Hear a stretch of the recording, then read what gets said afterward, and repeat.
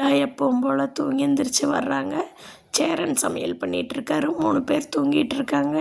என்னன்னா இவ்வளோ டைம் ஆகுது இன்னும் தூங்கிட்டு இருக்காங்க, நான் போய் எழுப்பி விடுறேன்ட்டு போய் 3 பேர்த்த எழுப்பி விடுறாங்க. இப்போ பாண்டியன்கிட்ட ஐயோ தயவு செஞ்சு பேட் வேர்ட்ஸ் பேசிடாதீங்கன்னு சொல்லிட்டு 3 பேர்த்த எழுப்பி விடுறாங்க.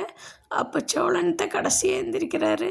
எல்லாத்தையும் போர்வையெல்லாம் மடித்து வச்சுட்டு போய் குளிச்சுட்டு வாங்கன்னு சொல்லிட்டு சேரனை பார்த்து கண்ணடிக்கிறாங்க. நிலா பார்த்தீங்களான்னா எப்படி எழுப்பி விட்டுட்டேன்னு.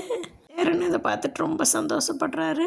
எல்லோரும் ஃப்ரெஷ்ஷப் ஆகிட்டு வந்த உடனே எல்லோரும் சாமி கும்பிட்றாங்க. அப்போது பல்லவன் ரொம்ப அழுக ஆரம்பிச்சிட்றா. ஒருவேளை எங்கள் அம்மா இருந்தால் இப்படித்தான் பண்ணியிருப்பாங்களோ, அண்ணி நீங்கள் வந்த உடனே அதை நான் இப்படியெல்லாம் பார்க்குறேன், அண்ணி தயவு செஞ்சு இந்த வீட்டை விட்டு போயிடாதீங்க. சப்போஸ் சோழண்ணன் கூட ஏதாவது சண்டை வந்தால் கூட நீங்கள் இந்த வீட்டை விட்டு எப்போவுமே போகக்கூடாதுங்க அண்ணி.